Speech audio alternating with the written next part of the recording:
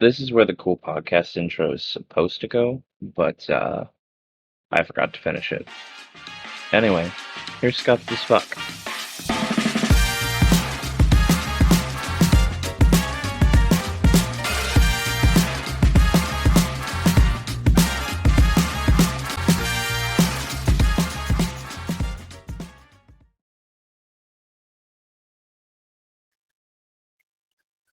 What's up, everybody? Welcome to the Scuffed as Fuck podcast, the only place where we learned history by dying of dysentery and naming our friends after livestock. I'm your host, Retro Koda, and with me today is my co-host, as always, Cubic, Hello. and a returning guest, the first one of the year, actually. Give it up for Lucky. Hello. Say hi, Lucky. It's my third time here. Hi. It is your third time here. It's almost like you're the favorite. Yeah. Don't tell the rest of the guests, though. I'll tell him. I'll tell him too. I'm the favorite, guys. No, but you were actually the first person that I reached out to just because now that you have your you've gotten through college and all this stuff and you're doing your teaching stuff, I figured this would be a perfect topic for an episode with you. Our topic today, actually, if you could guess by the intro, is educational games that we grew up with as kids. Woo, learning. Learning. So I want to ask you guys before we get started in our lists that we have games that we grew up with. What are your opinions on educational games? Do they actually help? I don't know. Let Cubic go first. I think I think you have to be very intentional about it, if you ask me. I think the majority of the games that I'm going to mention today do not necessarily accomplish what they're set out to do, whether it be from just Right. like being too like uninteresting or too interesting, actually. So I can't wait to get into the list, but I'm curious to see what Lucky has to say about that.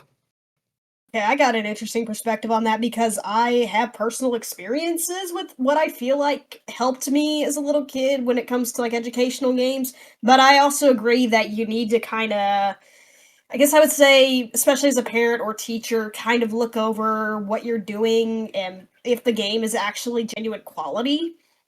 I mean, there's some really good educational games out there from years past. It's kind of when you start to get more into like the mobile games that I'm sort of like, I don't know nearly as much about that. I just want to download a bunch of putt games and give my kid like the controller, you know? Right. Mhm.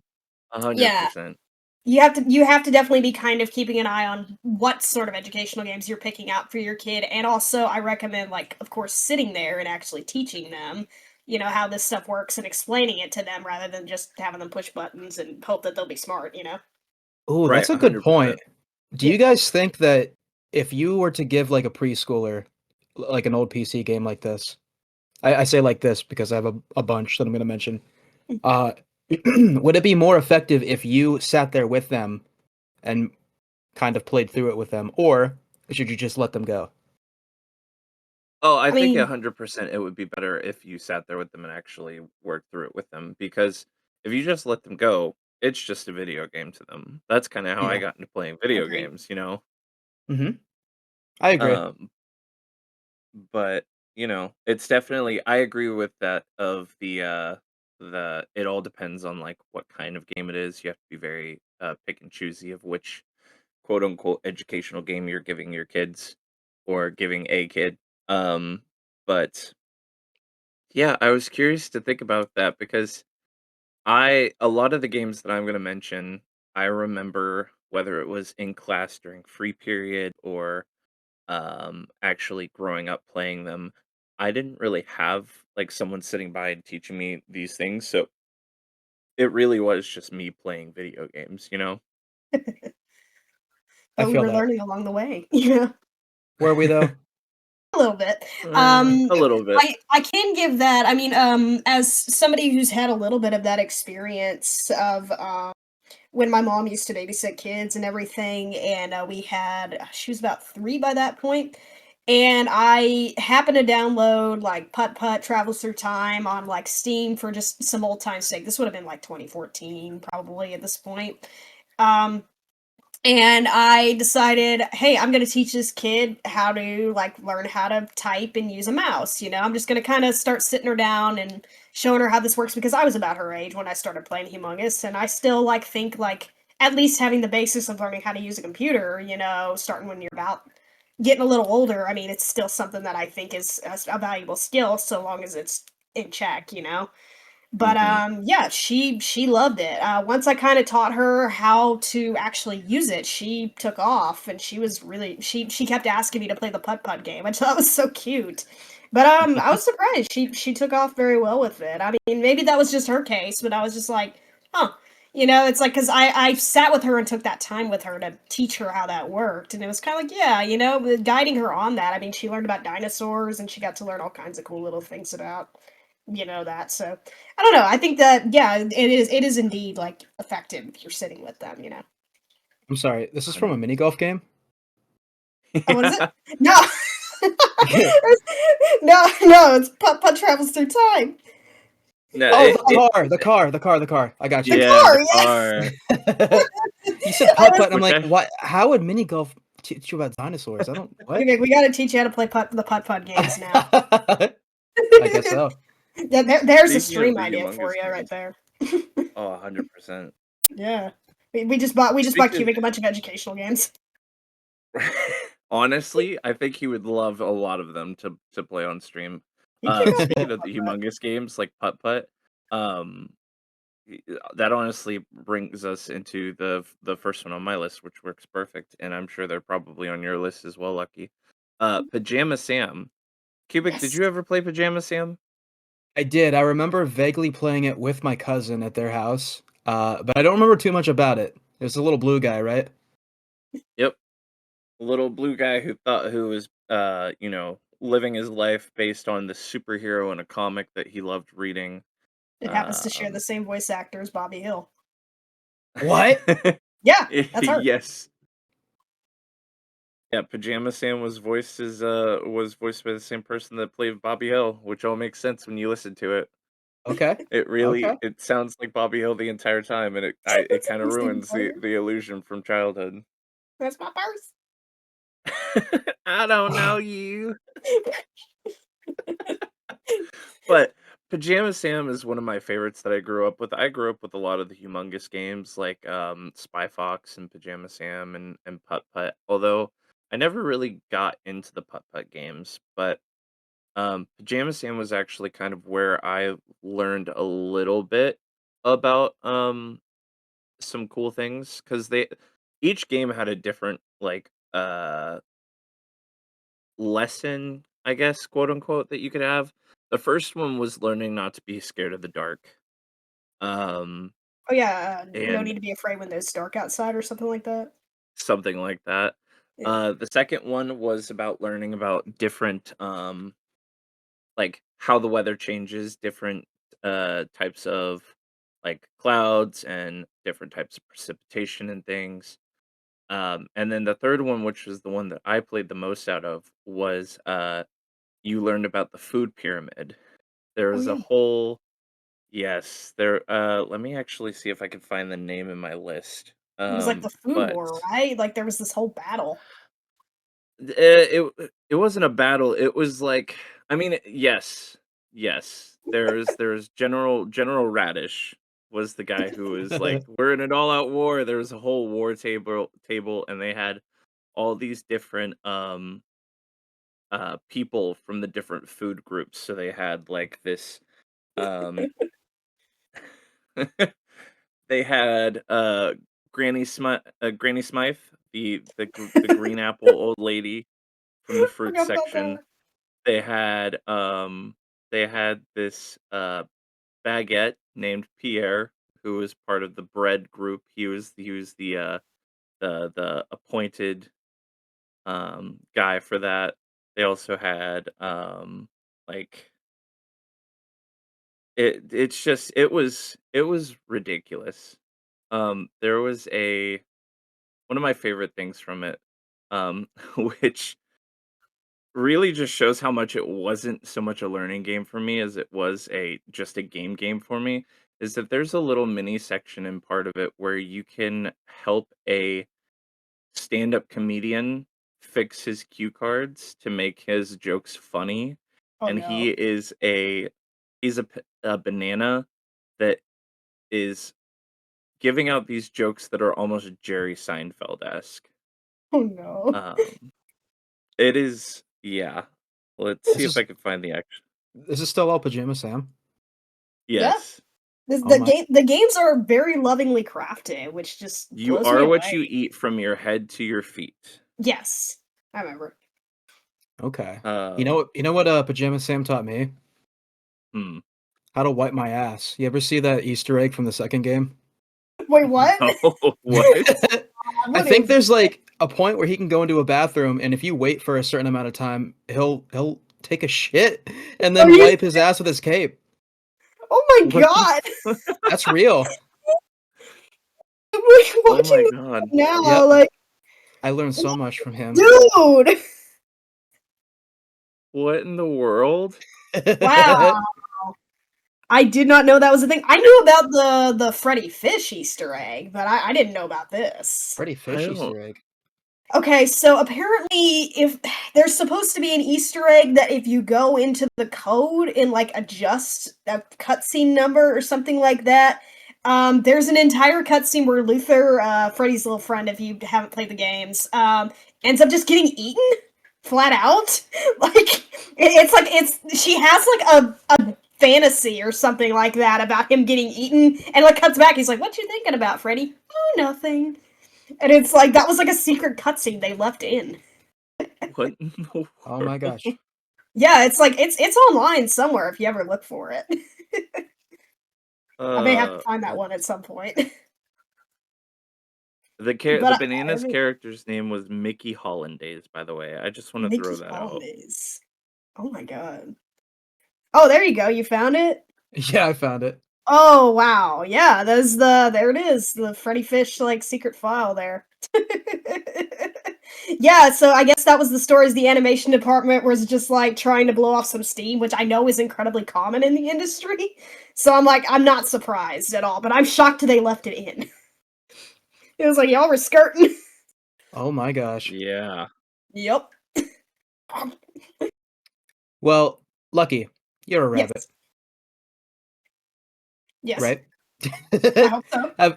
Have you ever heard of Reader Rabbit? I am very familiar with Reader Rabbit, actually. Yes.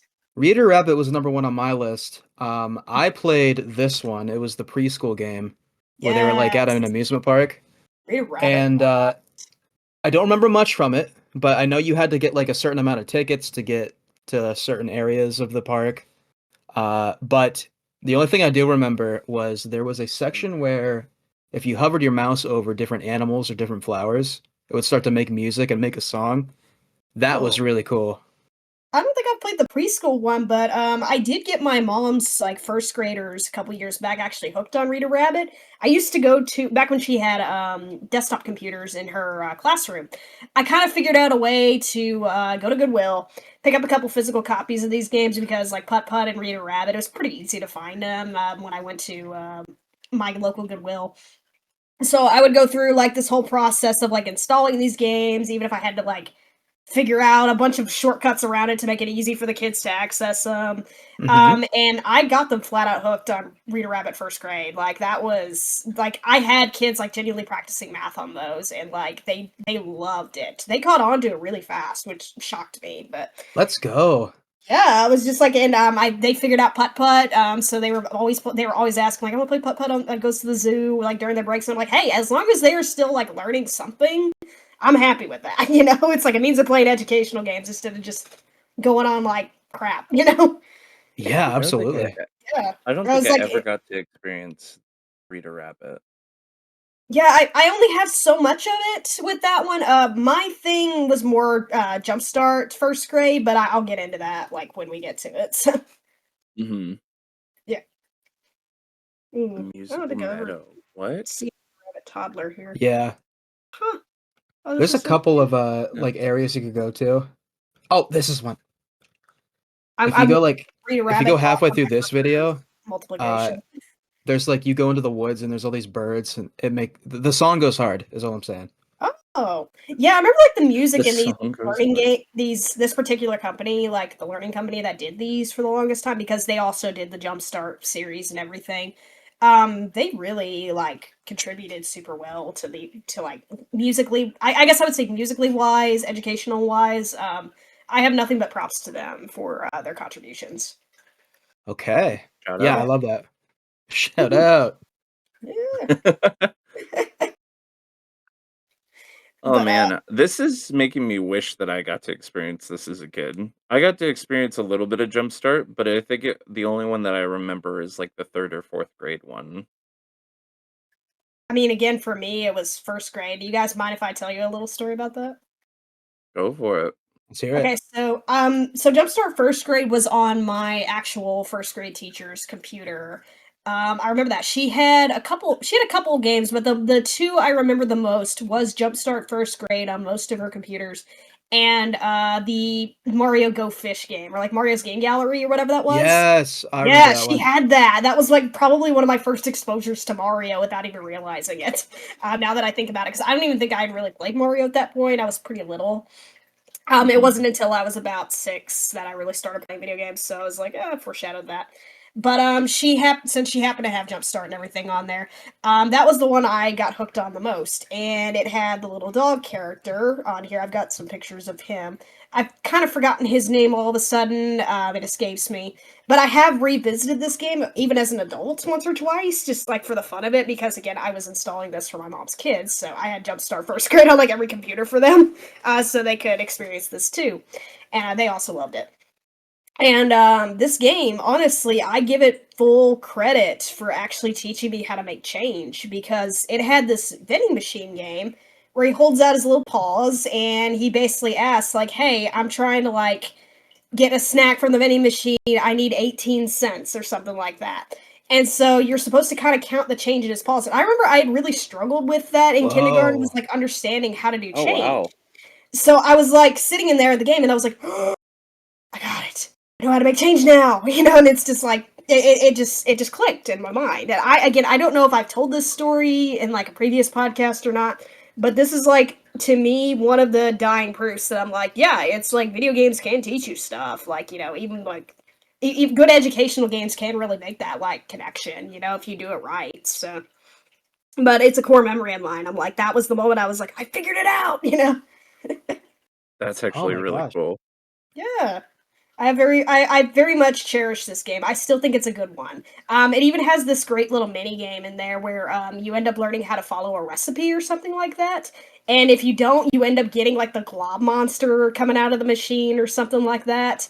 What the hell? For those of you who are listening as well, if you guys know that one meme of the kid going like, "Please give me like a whole tray of peas," and then just freaking eats the entire thing, that's what that's from. It's from Jumpstart 1st grade. Okay, That's why okay. when that became a meme, it cracked Okay. me up. I wondered. Yeah, like, yeah, that's what it's from. And I was like, I love that became a meme because I was just like, oh, that's my childhood game right there, and like nobody knows about it.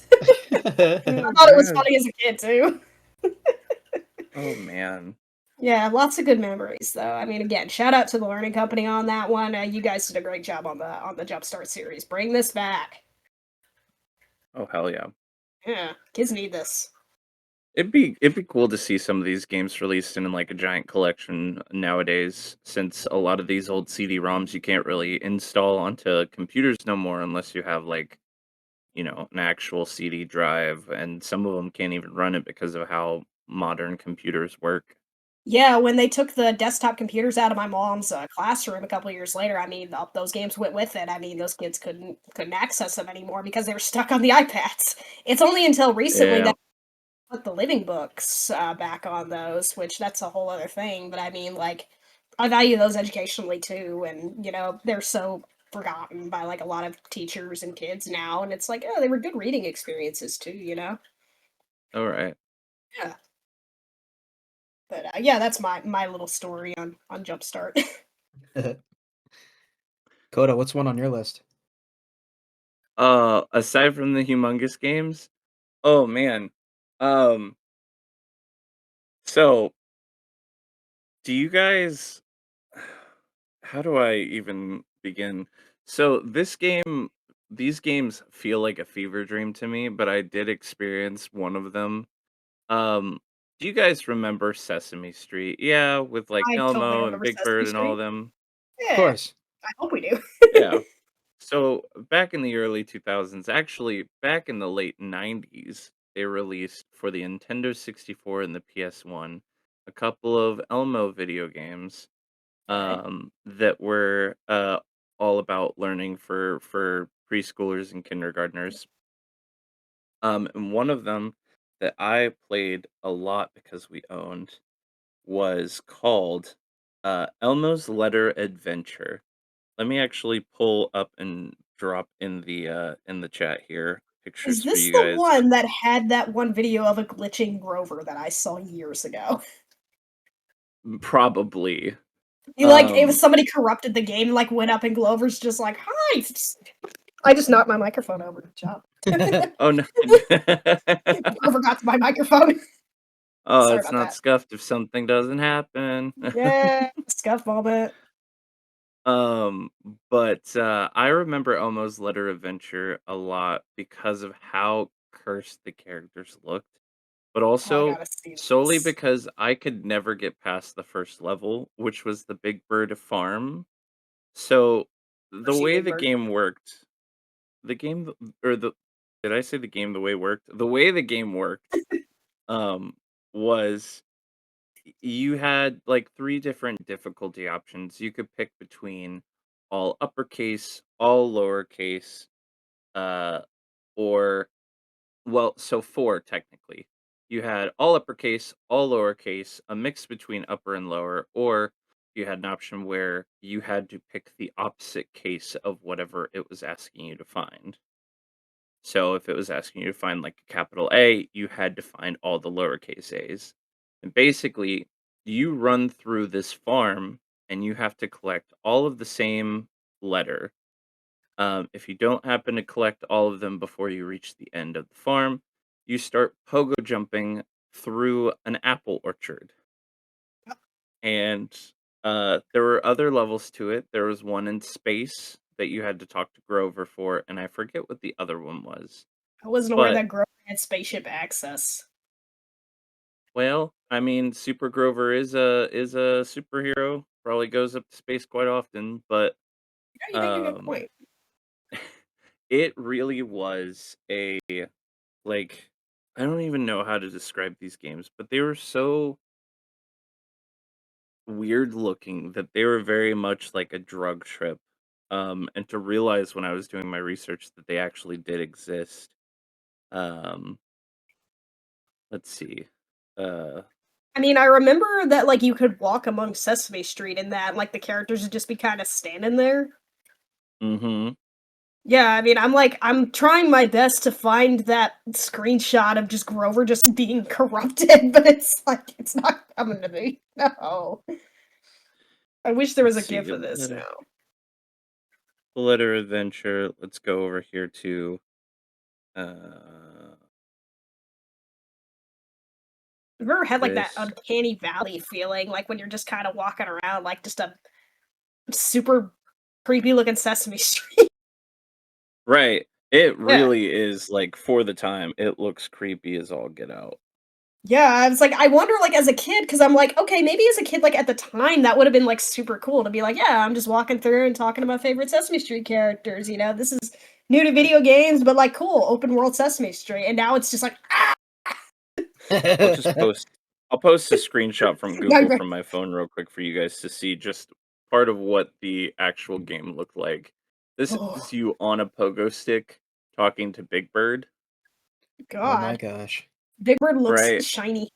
He looks like a He's bowling so pin. shiny. And you can even see down below like the actual different pictures of it of like traveling through and some of them you had to collect all the J's and all this other stuff and the other they were like I saw somewhere on the cutting room floor that it said they were basically like Pokemon games, both of these games, because they were opposites to each other, except Really? that's where the similarity to Pokemon ends. It That's was like, this is amazing. a really bad analogy. It's like, yeah, it's like Pokemon, but not at all. Not at all. Oh. But I remember having the Letter Adventure because it was one of the very few PlayStation 1 discs that came in a different color, where most of them were white or silver. This one was actually fully red. And so I remember playing that a lot. Um, and along with that, the we talked about it one of the very first episodes, I think, was the Winnie the Pooh preschool game I'm where trying to you remember. could learn how to color by number, and I think this might have been one about talking about playing video games growing up with me and Just Cubic, but um, yeah, you could play color by number. You could learn how to do math Ooh. using like popping balloons with darts and all these other things. A very I fun mean, game from my childhood, and that actually was one that like my parents would sit there with me and play that I remember. oh. Aw, that's awesome. But yeah, it's yeah, a lot of good memories attached to that one. That is one of those things that it's like I wish my parents had like sat with me and played some more educational games with me from time to time because I'm like when they did on a very rare occasion it was always like some of my favorite memories, you know. Yeah, My dad cool. was just not like super into that, and then my mom was just like, I don't know how to play video games, but I'm glad you're happy. I did get her to play Mini Ninjas once on the Wii though, and then she fell off a cliff and died, and she gave up. She likes Animal Crossing though, so win-win. That's a W. Yeah, yeah. She's just like she likes watching me play Animal Crossing more than like actually playing it, but you know, it's Mm. progress. It's progress. Let me ask you guys something. How do you feel about typing games? Huh. I have Uh, memories with that one. yeah, I have memories attached. Yeah, I do too. None. I don't know if you guys have ever heard of this woman, but her name is Mavis Beacon, and literally the epitome of No. any computer class I've ever been in because Hi, it Mavis. was so unbelievably boring. She looks uncanny. No. I Well, don't here's the remember thing. that game. I found this out recently. Obviously, there's a woman on the front cover. She's like in the actual game, the one I played at least. But the early games, she wasn't a real person. She's fake. So that I think that like uncanny look that she has a little bit is kind of funnier knowing that. Mavis But That Beacon's is a kind of fraud.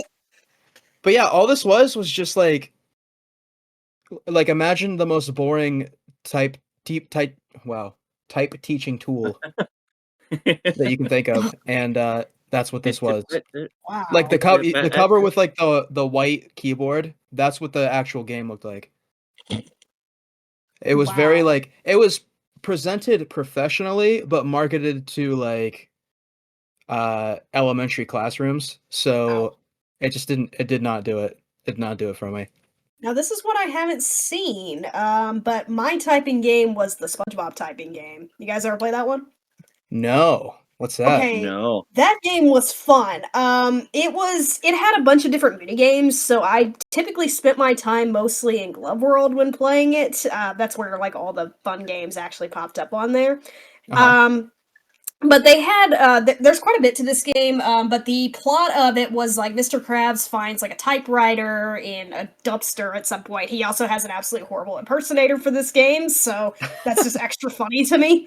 Um, but he ends up deciding to arrange a typing tournament. So it gets to the point when you get good enough that you start going up against other characters like through the game, and that's kind of your goal is to like work your way up and actually beat it like through that tourney. And I'm gonna argue that I think it kind of messed up my typing because like I know it teaches you like the hand positions, but I got to the point where I was like, no, I just want to try and beat these games as fast as possible. So I'm just kind of like hunt and pecking the entire time. And then I go years later and I'm like, oh, that game taught me how to hunt and peck instead of actually type. Whoops, you know. So Yeah. I Yeah. did not learn right. I'm trying to find pictures of this thing, but they had one in here that sticks with me, and I think it was Patrick's like senses or something like that. I'm trying to remember like what it exactly was called. But talking of Uncanny Valley, the idea was you're supposed to walk through Patrick's head and basically go and restore like his hearing, his taste, his eyesight, all that kind of stuff. And it kind of had like this creepy, almost weird soundtrack to it. But there's a picture of what the game actually looked like. You just had to like Ooh. follow the keys on there and then What try to the? walk through with minimal mistakes. Otherwise, you would kill Oh, Patrick, I wow. guess. So, Oh, you, I I actually don't think you'd actually recognize kill those. Patrick, but yeah, this game was like I had it in my home. I don't know if we just bought it at some point or something like that, but I played it quite a bit, honestly. I fully blame the snail race minigame though for completely messing up my typing for life because you had to go as quick as you can typing those sentences on the bottom to get Gary to move, and Uh-huh. you had to go a while. Like your hands would be like super tired by the end of it. Oh, So 100%.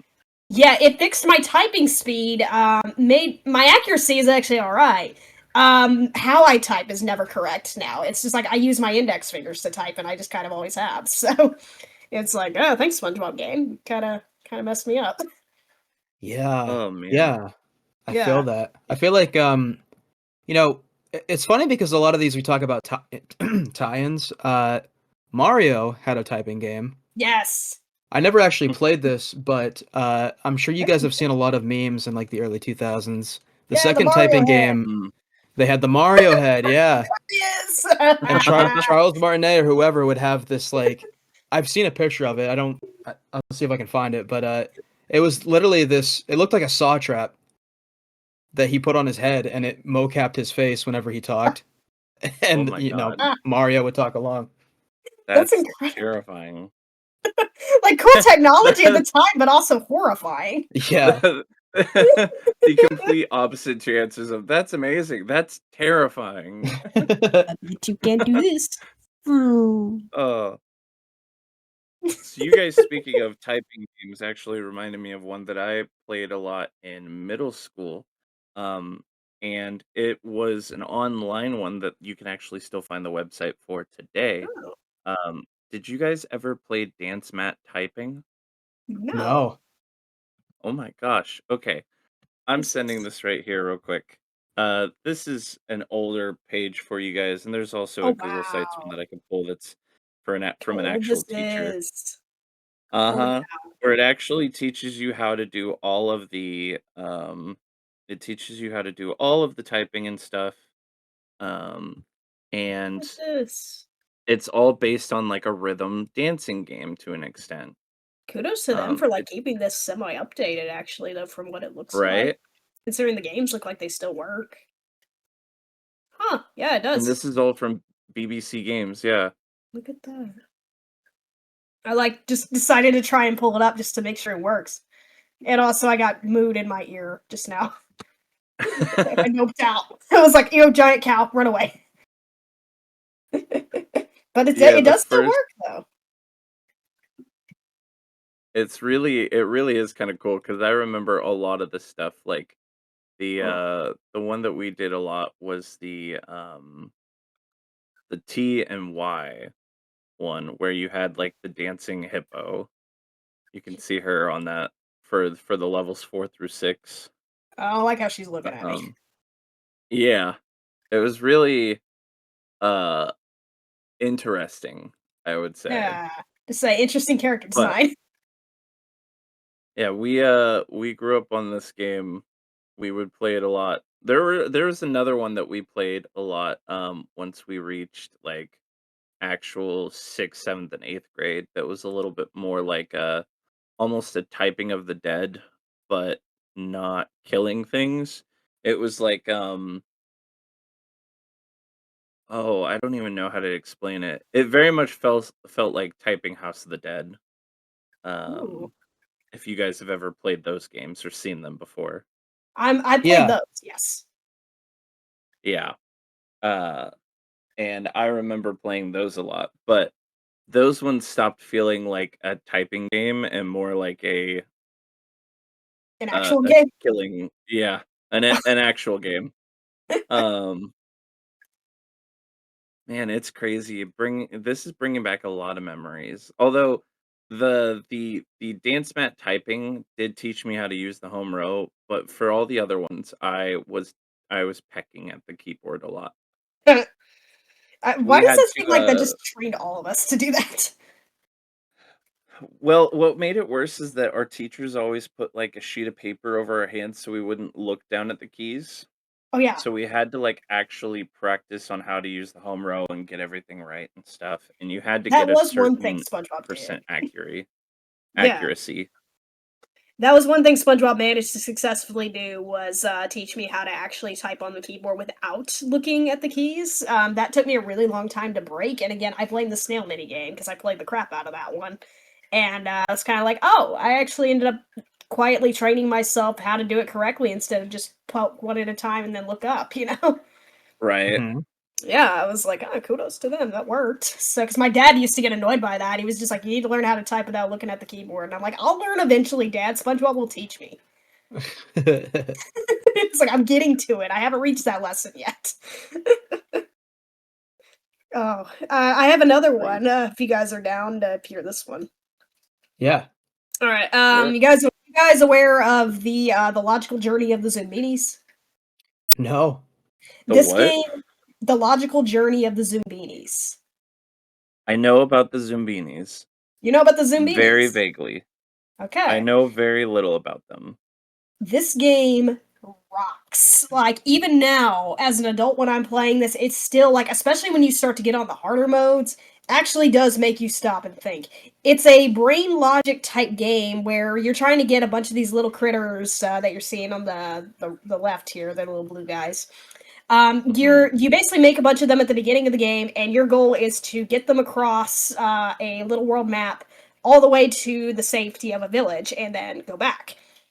So each time you run through it, it does increase the difficulty.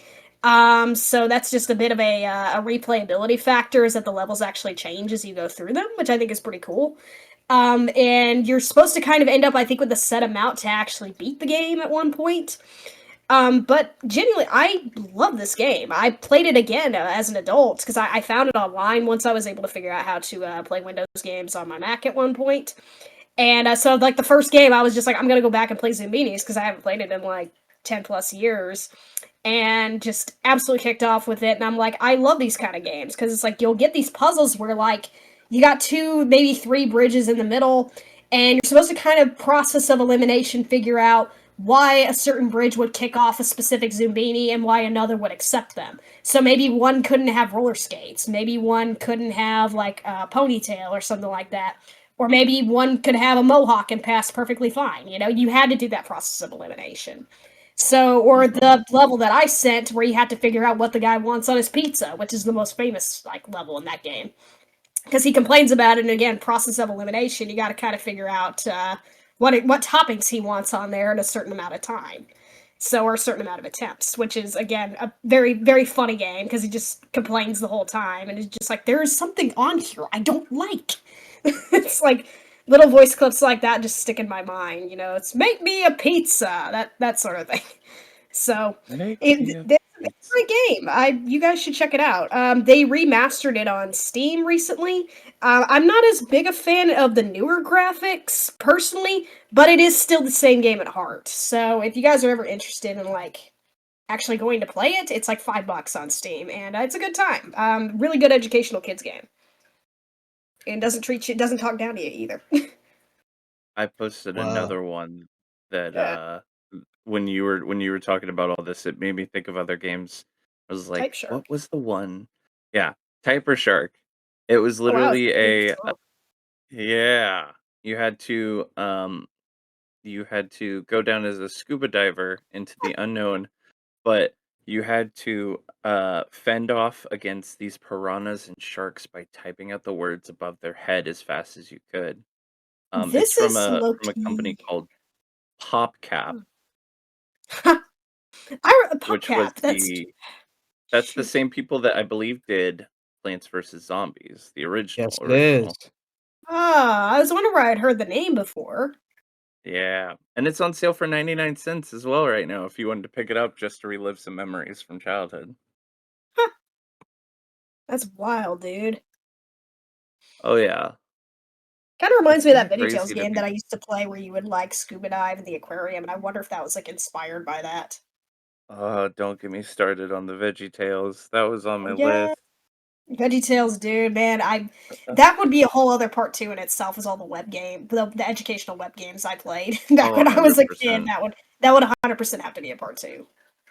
Well, having grown up in the Bible Belt as well, like, Mm. I was very much, around a lot of the VeggieTales. Every Sunday, we would actually whenever we were too young to go to church with my grandma, we would actively sit there and we would watch VeggieTales, and then we had, like, the VeggieTales, I Spy game or whatever, where you're searching the Yeah. Pirate's Cove, Mhm. and, there was yeah, there was a lot of educational stuff involved in that, and it has been Uh, ingrained into my psyche, and I never want to experience it again. It's too bad because honestly, I consider VeggieTales a very good like educational like source. Not just like even if you're not religious, I feel like in terms of the lessons it taught and genuinely trying to be a good person in spite of, who you are or what your Right. background is. It really I grew up with the show, so I got to kind of see the best of it when it was in its height.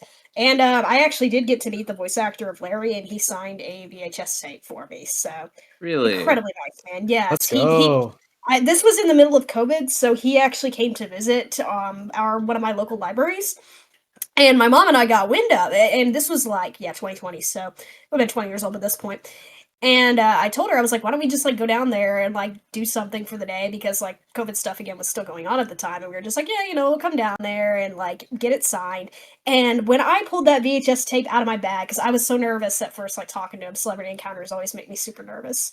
And I handed it to him, and his face just lit up. And he was just like, he got so excited. He's like, I haven't seen any of these in like years. And he was just like, you kept this like Wow. all this time? And I was like, yeah, this is like my childhood tape.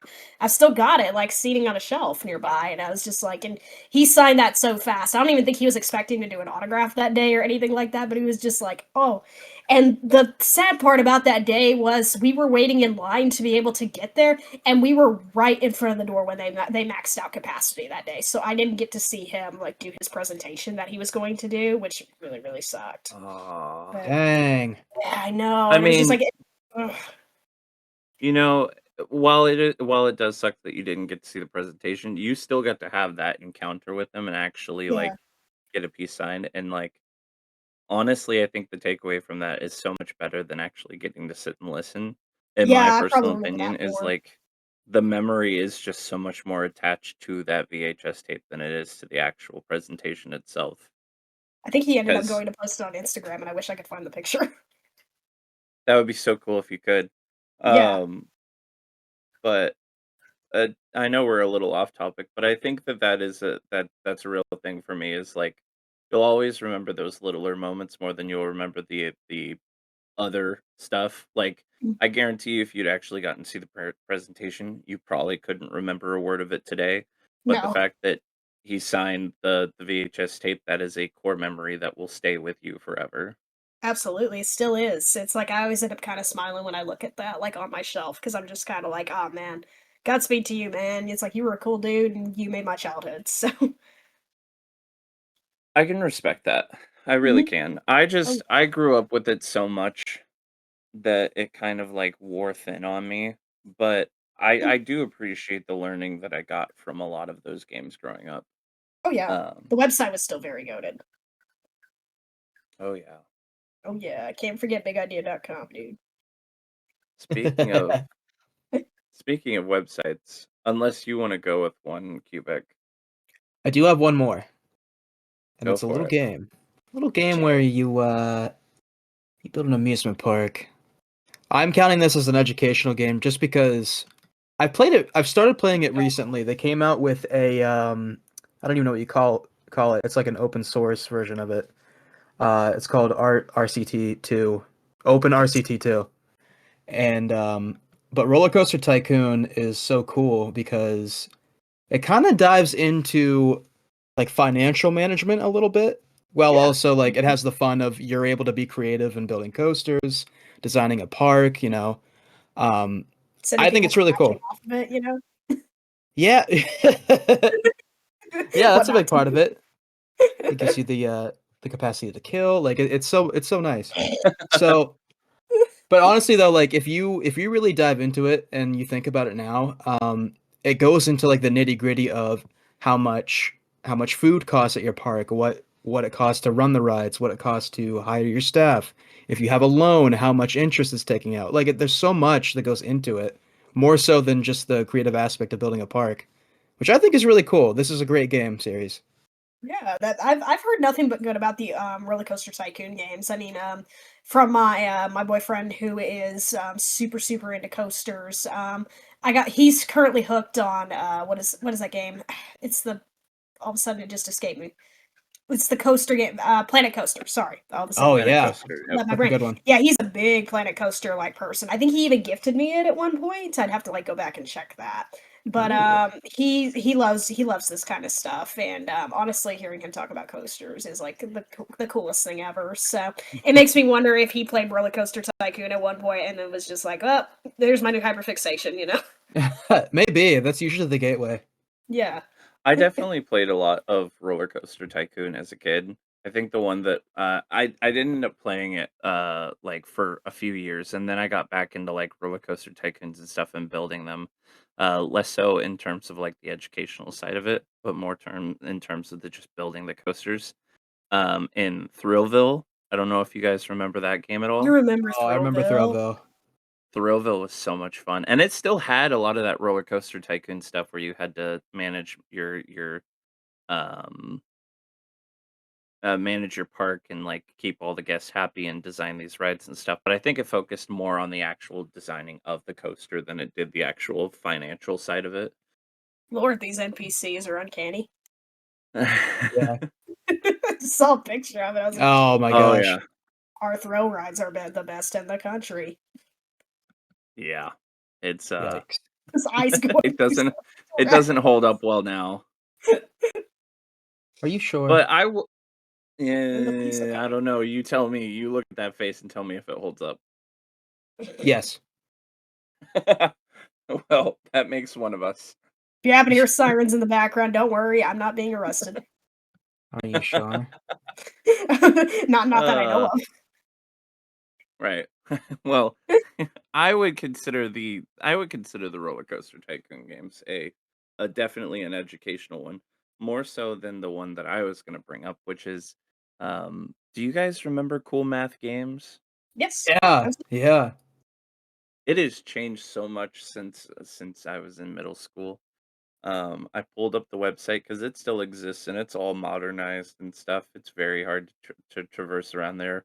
Not like it used to be where it I was the haven't looked whole at it in a minute. black background with the all of the different grade levels and stuff that you could click on and find different games. Now Oh it's yeah, all it like has changed. it's modernized for the kids.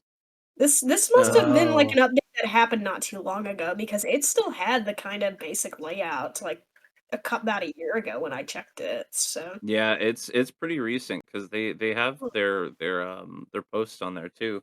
I think it was November of 2025 when they actually updated it. But crazy.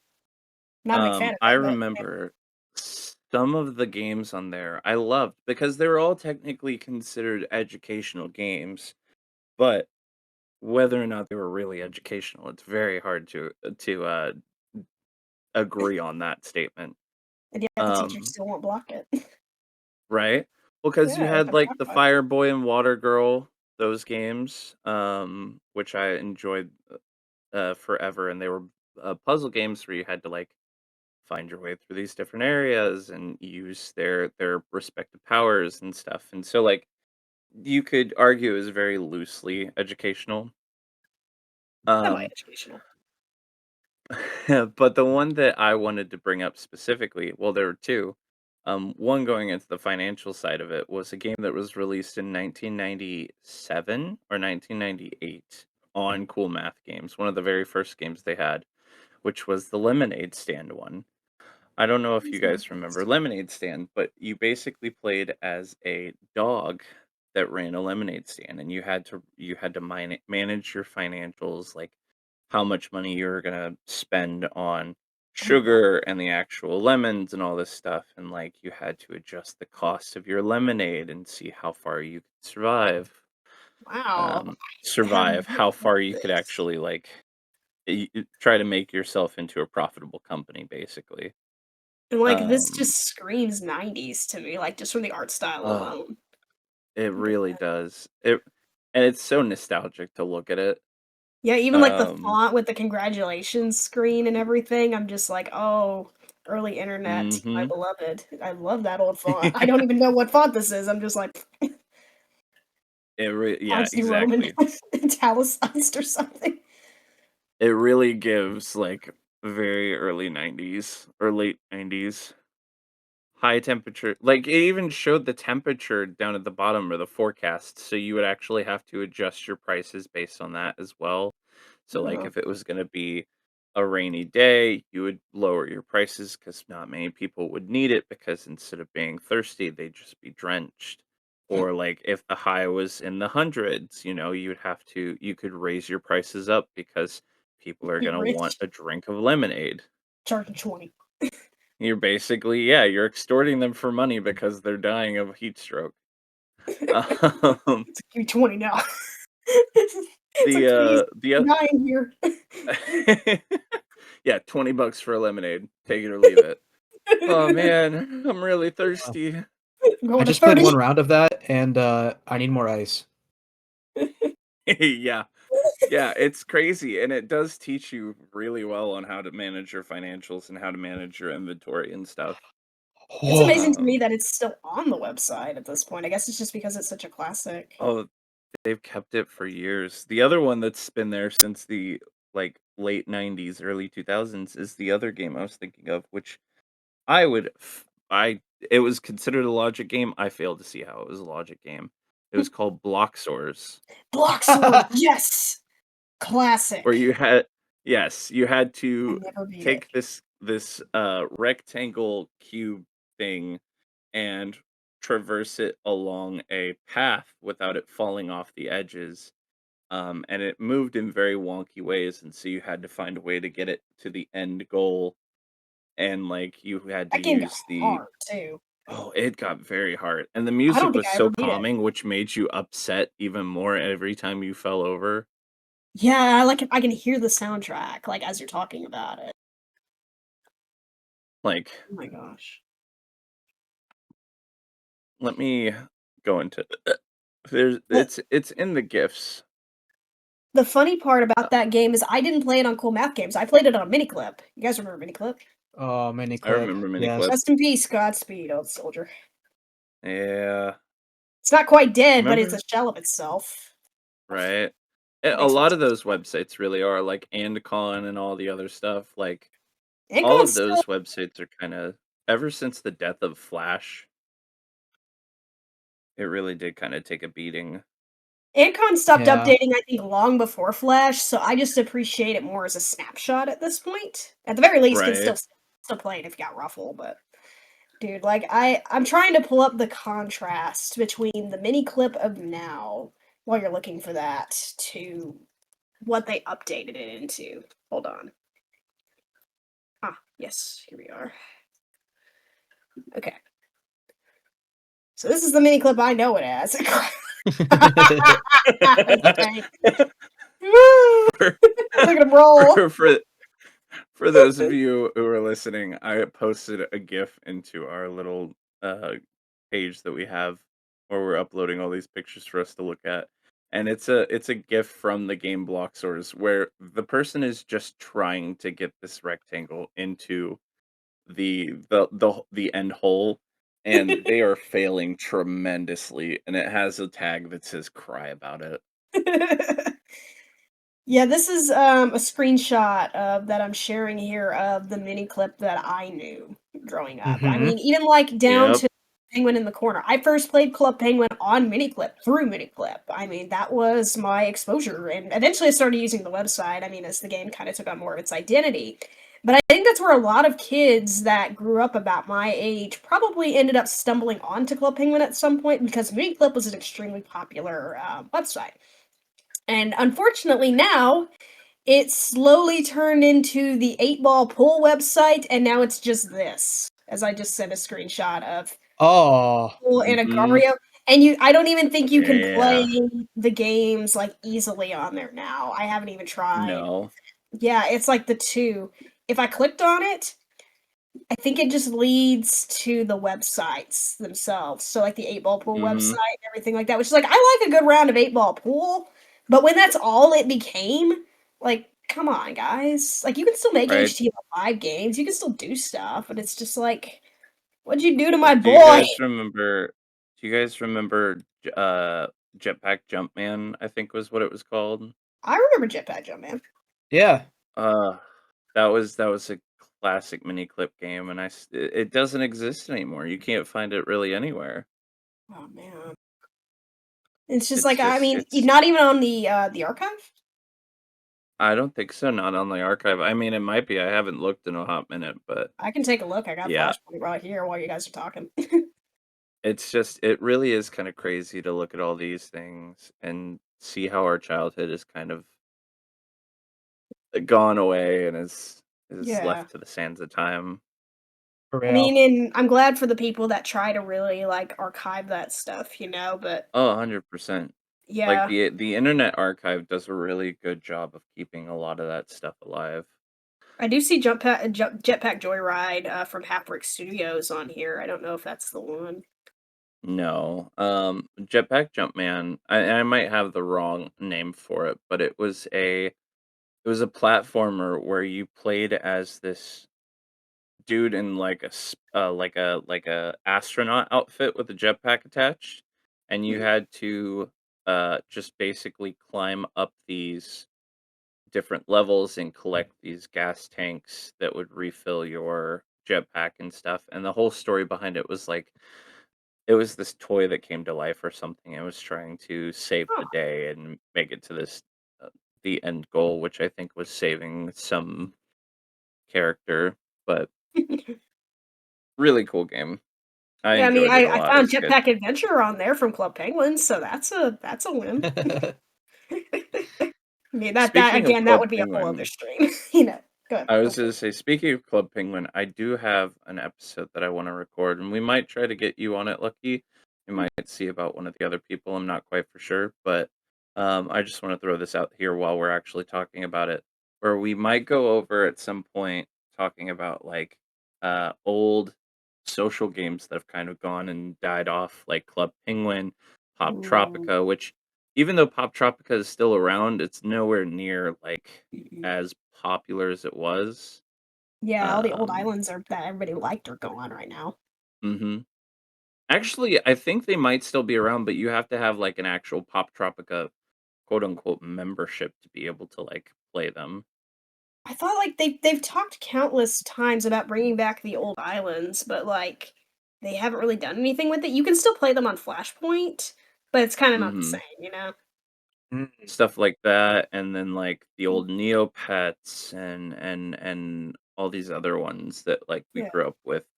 Very, very social games and stuff, and how they've all kind Farmville. of disappeared. I mean, Farmville, I would thrive with that. I mean, I grew up in that exact era where social games like that were popular, and I mean, like, I'd argue right? that 2004 to, like, 2012-ish was, like, the heyday for MMOs, so, Oh, True. 100%. yeah. Yeah, we'll If you guys definitely ever invite me, hit me.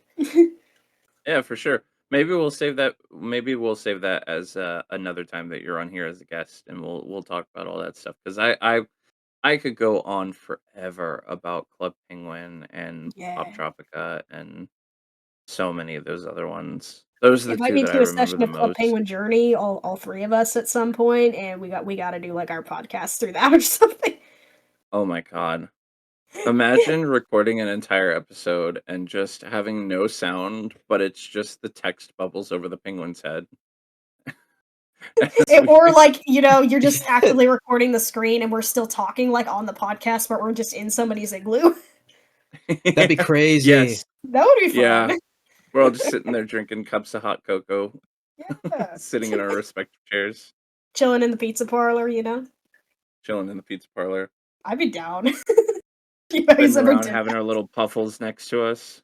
Yeah, if you're gonna do an episode on Club Penguin Memories, we gotta have the game up. Oh man, I would love to do that actually. Yeah, maybe we'll mark it. That might be fun for like a special Yeah, episode. I'll mark it. I'll mark it. Please do. Are there any other games that we might have missed between you two? I don't think so. Not on my end, No? anyway. I mean, I can think of maybe one more if you guys are up for it. Yeah, go for it. Okay, it was this trying to remember now. It was this older game at this point. I think you could. It was one of those that maybe I'm not sure if you could get it in like a prize box or something. It ended up in our house. But it was called like like Wild Western Town or something like that. And I'm trying to pull up a picture of this. It was from was it Hasbro? Like I got to make sure my memories are in Fisher Price. Sorry, this was part of the Fisher Price Great Adventures series, and the game was honestly pretty solid. Like you could honestly say that it was built with much younger kids in mind. You know, you would just catch the bandit, find the gold in the game. It was very simple, like just good little fun on here. Um, my brother and I absolutely adored this game for the time that we had it. The disc disappeared at some point in our childhood. I don't know if my dad just got rid of it at one point or if we lost it. Maybe it could have got destroyed because I shoved it in there too badly. I don't know. But the game was pretty cool because you would just take on that role of sheriff and you just explore the town, catch the little guys, and it even had kind of a banger theme song. I would love to link that at some point. I may after the the podcast so After you the guys can episode, listen to it yeah. You because totally the should. title theme slays. But you could go into the parlor. They play music for you. You talk about games that make you just feel cozy and like take you right back to the 90s or like early 2000s in my case because I was a 2000 baby. It's this game right here that I'm like I could describe. I'm like if I could put the year 2005 into a feeling, it would be this game. And it's hard to say that, but I'm like yeah, it's this game for me. It's like I played it. It gives me that feeling of like being a kid again, and kudos to them. 100%. Yeah. 100%. Yeah, check it out at some point. It's not bad. Again, very simple game. It's aimed younger, but it bangs. Well, I have a question for you guys before we wrap this all up. Is there any games of the ones that we've talked about or anything that you can think of from our childhood that you think could be brought back or should be brought back for the kids of today? Do you think they would even play it? Do you think, with how modernized we are with everything being on the iPads and everything, do you think there would even be a world where these games could really exist again? Or do you think because of how old they were and the time that we grew up in, they're best kind of left where they were? I mean, I can tell you for free with how much those kids latched onto Putt Putt that I saw with my own eyes that they could very much still be loved today if they were just more accessible. I think with the amount of tycoon games that Roblox and Fortnite has right now, it's already here, fam. Yeah. Yeah, I mean, I guess that's fair. I didn't think about in terms of like Roblox and stuff. Although Yeah. Roblox is I don't know if I'm gonna get it wrong, but I think they got rid of either their mobile version finally or they got rid of the PC version. I don't think it was the PC version, but No, the PC I version's saw still a thing. yeah, I think it was I had seen a report recently or an article recently that said that they were ending support for the mobile version of it, which it That that kind of was sucks, but there's other They places ended that you can support for play the stuff like Roblox that. app on Windows 7 and Windows 8. Oh, that's what it So was. it's a support thing. Roblox Studio on older Windows operating systems and Mac OS 1013 ends on 2025. So that was probably what you ended up seeing. Because I was like, I work in a library where the kids often are on the computer with Roblox, so I'm like, nah, it's not the PC for sure. Yeah, I was like, I don't think They'd it's the lose it. PC, but I was like, I remember it being a PC thing, but I didn't think it was the entire PC version of it. But no, that is true. But I mean, like, let if we were to go back to like the Mavis teaches typing and stuff, or like Mario Oh, teaches typing and things, like I hope she never comes back. Back, buddy. I think I think some of these older games could come back if they were more accessible. Mhm. I don't know if we live in a world where they would be as popular as they were for us, you know? I Yeah, I think mean, we had partially the novelty still of, like, computers being a new thing. Again, I Mm. apologize about the sirens in the Oh, yeah, background. There's because apparently a when you police think chase going on. right? Because when you think about it, the internet was relatively still new whenever we first, you know, popped out. Yeah. Um, like, I think when did the internet actually become a thing? I know that Google became a thing in, like, uh Thought it was 93 when we started first seeing yeah, first signs of it. Because, like, I wouldn't say 98. I mean, we had Windows 98, but, like, the internet officially started on January 1st, 1983, it says. So, and in, uh, original so in I'm homes more than almost as 90s. old I'm almost as old as Google. I just Googled this, and That it old. hurts me to say. Google officially became Google September 4th, 1998, and I was born 18 days later. That old. Boy. Before that, it had been around for a few years in 1995, and it was Backrub, which Wow. is weird, but, we won't go into that. But so Yeah, I was gonna say back rub. even pointing that out is like the internet was still really new whenever we were kids, There or was at that least effort in to terms teach of kids like, how to play, like how to yeah, actually use controls on the system while playing the games, because it was still so yeah. new. Wild how times change. Yeah, I I mean, sound again, so old saying that. I sound old too. I mean, again, I'm determined at some point I'm gonna figure out how to like get a family computer and just hook up a bunch of this old stuff because that is one thing I've always been pretty good about is like being able to figure out how to get these games to work again. So I'm like, nah, I'm just gonna hook my kid up with a bunch of like these old PC games and just let him go wild. No Roblox for you. 100 Play some Wild Western Town. Yeah. 100%. I think whenever I have my first kid, I'm definitely going to be sitting there teaching them on how to play a lot of these games from our childhood, even if I have to emulate some of them. A lot of these kids Not that need I to learn said how to that. type. We didn't say that on the episode, but a lot of these inaccessible games, there's ways. There's always ways. So we'll find some way to do it. And I want my kid to have the kind of childhood that I have and learn some of the learn things from the games that I grew up with. Yeah. Exactly. I mean, I completely agree. Just again, hook up some good old wire Western Town and just let them go nuts. I actually feel safe with them on it for a while. It's like, Yeah. no, go catch a bandit. Like, talk to me when you've got all the gold bars in this game. Then I'll be impressed, young son. Yeehaw. Yeehaw, buddy. Well, thank you guys so much for hanging out as always.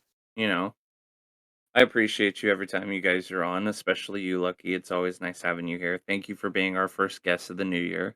I appreciate Yes, Lucky. it. For those of you listening, if you guys want to follow any of us, uh, I know that I myself and Cubic are on Blue Sky. Lucky, are you on Blue Sky as well? I am, but I don't use it as much. I'm on Twitter though. That's fair. I don't Yep. really use mine often. I end up using actually our scuffed as fuck the page, and even then I'm kind of behind on posting on it. But Yeah. you can follow us there. You can follow all of us on Twitch. Yep. I'm at Retro Koda with a 0 for the O in retro. Cubic is the Cubic Guru, and then Lucky is uh, Lucky Rabbit 1987, I believe it is. 1927. Sorry. 1927. 1927. I was so close.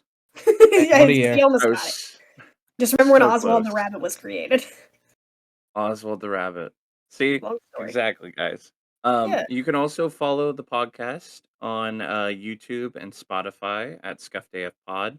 And we appreciate you guys listening. If there's ever anything that you want us to talk about, feel free to drop it into the comments below each of the videos or the actual audio version itself on Spotify.